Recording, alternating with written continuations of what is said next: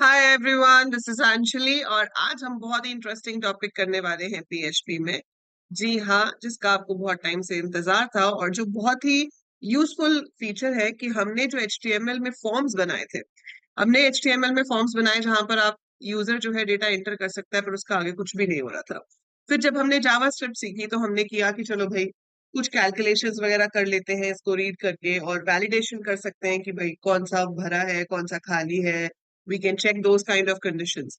But actually तो form का फायदा तभी होता है जब आप वहां पे डेटा फिल करो और वो डेटा सर्वर पे जाकर प्रोसेस किया जाए और फिर जब वो डेटाबेस में जाके स्टोर किया जाए तो आपका पूरा काम कंप्लीट होता है, right.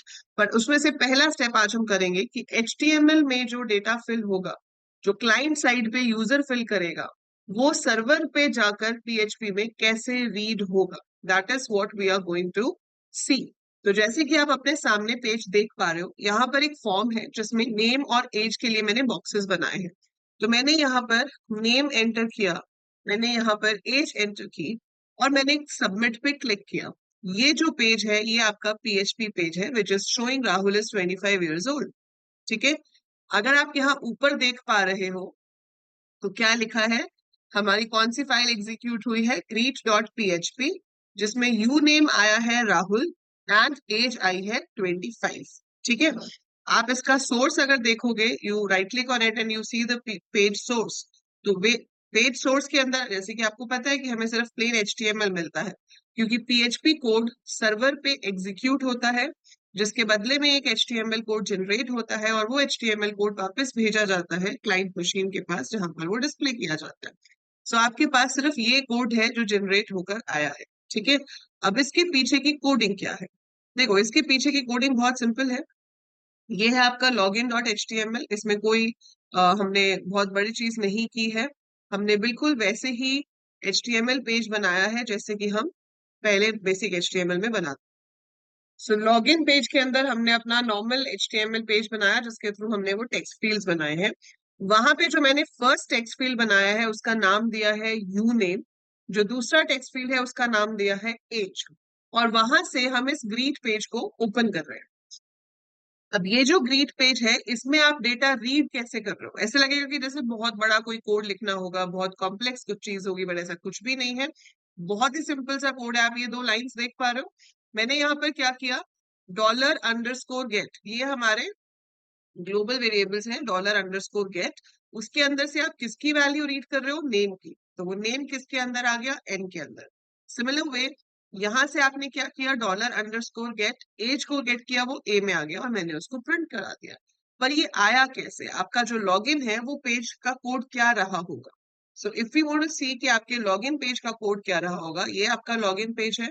And if you see the source of this page, तो आप यहाँ पर देखेंगे कि हमने क्या किया है।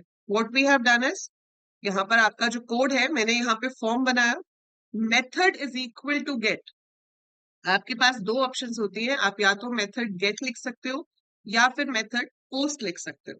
फर्क क्या होता है वो मैं आपको और डिटेल में नेक्स्ट वीडियो में बताऊंगी, बट अभी के लिए अगर मेथड गेट है तो हम वहां पर गेट लिख के रीड करेंगे, पोस्ट है तो वहां पोस्ट लिख के रीड करेंगे। गेट में जैसे कि मैंने आपको अभी ब्राउजर में दिखाया कि हमें दिखता है कि क्या डेटा पास हो रहा है, पोस्ट में वो दिखेगा नहीं। और सबसे इंपॉर्टेंट अब आपका एट्रीब्यूट है एक्शन। तो आपको एक्शन में बताना पड़ेगा उस पीएचपी फाइल का नाम जो कि एग्जीक्यूट होनी चाहिए जब सबमिट बटन पे क्लिक हो। And that button has to be submit only, कोई दूसरा बटन नहीं हो सकता। तो जब सबमिट बटन पे क्लिक होगा तो कौन सी फाइल पे जाएगा, वो greet डॉट पीएचपी पे। So action is equal to greet dot PHP का क्या मतलब है कि जब भी इस फॉर्म के सबमिट बटन पे क्लिक हो तो ग्रीक डॉट पीएचपी एग्जीक्यूट होनी चाहिए। यहाँ पर हमने टेक्स्ट फील्ड बनाया है जिसका नाम दिया है यू नेम। एक और टेक्स्ट फील्ड बनाया है जिसका नाम दिया है age. And then you have your submit button. ठीक है। सो अब जब आप यहाँ पर कुछ भी फिल करते हो, इसको मैं रिफ्रेश कर देती हूँ, मैंने यहाँ पर कुछ भी नेम फिल किया and I fill the age and I click on submit. So I get Ankita is 18 year old. तो आप जो भी पास करोगे, और ये डेटा यहाँ दिख रहा है क्योंकि मेथड गेट था। अगर मेथड पोस्ट होता तो ये यहाँ पर नहीं दिखाई देता। और जैसे हमारे पास डॉलर अंडरस्कोर गेट है वैसे ही डॉलर अंडरस्कोर पोस्ट भी होता है जिसके थ्रू आप रीड कर सकते हो। तो आपको कुछ भी रीड करना हो, चाहे आपका टेक्स्ट फील्ड हो, चाहे आपका रेडियो बटन हो, चाहे आपका चेक बॉक्स हो, anything you want to read, you just have to write $_get and square bracket के अंदर आपको अपने कंट्रोल का नाम देना है जो आपने HTML में दिया होगा। तो HTML में जो भी नेम मैंने दिया होगा इनपुट टाइप के साथ, वही नेम मैं यहाँ पे यूज करूंगी and it will help me to read the value. और फिर आप उस वैल्यू पे जो ऑपरेशन परफॉर्म करना चाहो वो ऑपरेशन आप परफॉर्म करके देख सकते हो। Anything you want to create, anything you want to add, वो आप इसके अंदर बहुत ही इजीली कर पाओ। जैसे कि मैं आपको एक अगर कोड अभी बना के दिखाऊं या मैं ग्रीट में ही चेंज करूं, अब जैसे यहाँ पर है, तो आप एक काम और भी कर सकते हो कि दो अलग अलग पेज बनाने की जगह हम एक में भी कोड कर सकते हैं। We can do that also.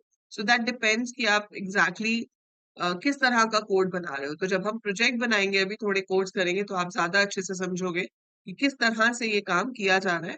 तो अगर मैं सेम पेज का नाम ही दे दूं तो वो ऊपर से इसी के अंदर ही आकर इसको रीड कर सकता है, बट अभी उसमें मत जाओ। slowly and gradually we will be doing that as well। ठीक है, सो हमारे पास क्लाइंट से सर्वर पे डेटा लाने के लिए बहुत सारी चीजें हैं। गेट वेरिएबल है, पोस्ट वेरिएबल है, क्वेरी स्ट्रिंग है, we have session variables also. So हम एक एक करके सब डिस्कस करेंगे। तो ये काम बहुत बड़ा लगता है लेकिन है बहुत छोटा सा। आपको सिर्फ अपना फॉर्म वैसे ही बनाना है जैसे आप बनाते थे। एक्शन में आपको उस फाइल का नाम देना है जो फाइल आप चाहते हो कि एग्जीक्यूट हो, और उस फाइल के अंदर आप रीड डायरेक्टली ऐसे कर सकते हो। और फिर आप यहाँ पर प्रोसेसिंग करना चाहते हो, आप इफ वगैरह लगाना चाहते हो तो आप वो भी लगा सकते हो। आप यहाँ पर चेक कर सकते हो if $a is greater than equal to 18 अगर है, so what we should do, we should echo $n is eligible to vote, right? Else I can print echo $n is not eligible to vote। Obviously हम और conditions भी लगा सकते हैं, but this is just an example I'm showing you। तो अगर मैं इसको यहाँ पर रन करना चाहती हूँ, so I can do it like this। Ankita is eligible to vote। अगर इसकी एज 18 ना होती, 15 होती, तो वो कहता not eligible to। तो कोई भी प्रोसेसिंग, कोई भी कंडीशन, कुछ भी लगाना वो आप कर सकते हो। बस रीड आपको इस तरीके से करना है। सो एक बार आपके पास वो डेटा आ गया वेरिएबल्स में, you are good to go. आप इसको बनाओ। तो आपकी होमवर्क है या आपके लिए काम है कि आप यहाँ पर यूजर नेम और पासवर्ड लोगे। मैंने तो एज ली है। आप रीड करोगे यूजर नेम एंड पासवर्ड, और फिर आपको चेक करना है कि यूजर नेम अगर PHP है एंड पासवर्ड अगर BCA है। User name is PHP, password अगर BCA है, तो आप मैसेज शो करोगे welcome, you are logged in, else you will print a message that invalid username or password। So try writing the code and send me the code। I will see whether it's correct or not। So practice this। Next video में हम और check boxes, radio button, drop down list को भी read करेंगे और मैं आपको gate और पोस्ट के बीच में डिफरेंस बताऊंगी। तो अभी हमने यहाँ गेट से रीड किया है, नेक्स्ट वीडियो में हम पोस्ट से रीड करेंगे। और मेजर डिफरेंस तो बस इतना ही है वैसे कि जो गेट है उसमें आपका डेटा यहाँ पर एड्रेस बार में नजर आता है जो सेंड हो रहा है, it is visible in the address bar.